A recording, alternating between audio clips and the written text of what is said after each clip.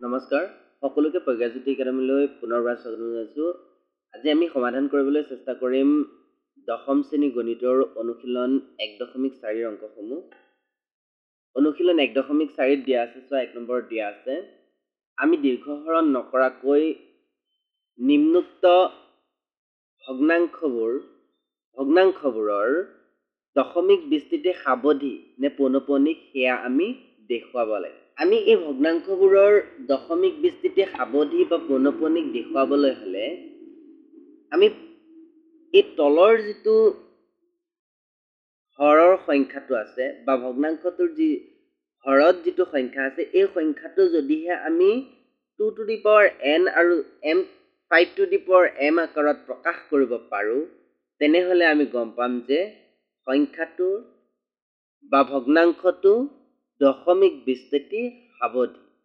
মনত ৰাখিবা, যদিহে আমি ভগ্নাংশ এটাৰ হৰত যিটো সংখ্যা আছে, সেই সংখ্যাটোক 2 to the power n আৰু 5 to the power m আকাৰত প্ৰকাশ কৰিব পাৰোঁ, তেনেহ'লে আমি ক'ব পাৰোঁ যে সংখ্যাটোৰ দশমিক বিস্তৃতি বা ভগ্নাংশটোৰ দশমিক বিস্তৃতি সাৱধি হ'ব।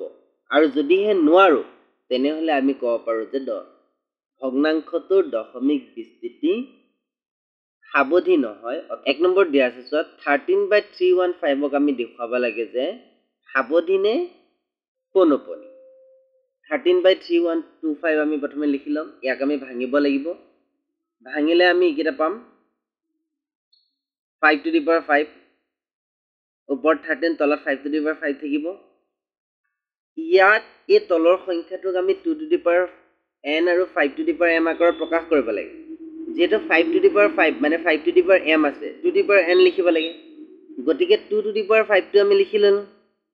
আৰু যদিহে আমি কোনোবা এটা সংখ্যা দি হৰক ইনটু কৰোঁ, তেনেহ'লে আমি লবকো ইনটু কৰিব লাগিব, গতিকে তলতো আমি 2 to the power 5 আৰু ওপৰতো 2 to the power 5 the into দিলোঁ। ওপৰত 2 to the power 5 মানে কিমান, 32 পাম, আৰু তলত এই দুটা ইনটু কৰিলে 2 × 5 = 10 to the power 5, আৰু এই দুটা ইনটু কৰিলে আমি কিমান পাম, 416, আৰু এইটো 10 to the power 5 মানে 1000000 পাম আমি। তাৰপিছত ইয়াৰ অৰ্থ কি, এইটো মানে এতেকে কি হ'ব, ভগ্নাংশটো সাৱধি দশমিক বিস্তৃতি হ'ব। 2 নম্বৰ দিয়া আছে, চোৱা 17/8, এই ভগ্নাংশটোৰ দশমিক বিস্তৃতি আমি সাৱধি নে পৌনঃপুনিক সেয়া দেখুৱাব লাগে। এয়া দেখুৱাবলৈ হ'লে প্ৰথমে আমি লিখি ল'ম 17/8, তাৰপিছত আমি 8ক ভাঙিম, 8ক ভাঙিলে 2 দি ভাঙিলে 4 বাৰ, 2 দি ভাঙিলে 2 বাৰ, মানে তলত থাকিব 2 কিউব, ওপৰত থাকিব 17। যিহেতু 2 কিউব আছে, গতিকে আমি 2 to the power n পালোঁ। এতিয়া 5 to the power m লাগে আমাক, 17 2 to the power 2 cube into 5 cube. যদিহে আমি কোনো এটা সংখ্যা হৰত ইনটু কৰোঁ, তেনেহ'লে আমি লবতো ইনটু কৰিব লাগিব। এতিয়া 5 কিউব মানে কিমান, 125, আৰু 2 কিউব মান 2 আৰু 5 ইনটু কৰিলে 10 to the power cube, 10 cube. তাৰপিছত 17 × 125 কৰিলে আমি কিমান পাম, 2125 পাম। তাৰপিছত তলত কিমান হ'ব, 1000, therefore আনসাৰ হ'ব 2.125। গতিকে এইটো কি হ'ব, সাৱধি দশমিক বিস্তৃতি। 3 নম্বৰটো চোৱা, 3 নম্বৰটো দিয়া আছে 64/455। প্ৰথমে আমি ইয়াক ভাঙিব লাগিব। 455, যেহেতু এককৰ ঘৰত 5 আছে, গতিকে 5 দি আমি ভাঙিব পাৰোঁ। 5 × 9 = 45, 5 × 1 = 5। তাৰপাছত এতিয়া আমি 7 দি ভাঙিব লাগিব, 7 × 1 = 7, 7 × 3 = 21, মানে কিমান হ'ব, 64/455 = 64/5 × 7 × 13।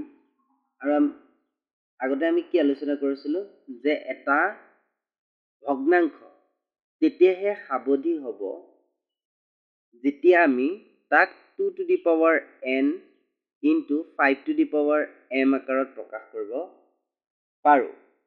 যিহেতু ইয়াক আমি 2 to the power n আৰু 5 to the power m আকাৰত প্ৰকাশ কৰিব নোৱাৰো, গতিকে ইয়াৰ দশমিক বিস্তৃতি সাৱধি নহয়।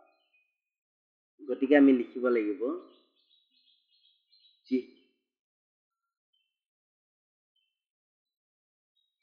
ধৰক আমি 2 to the power n into 5 to the power m আকাৰত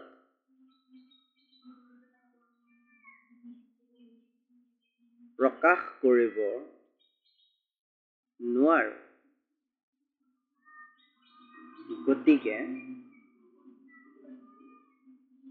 গতিকে এইটো কি হ'ব? নিৰৱধি বা পৌনঃপুনিক দশমিক বিস্তৃতি।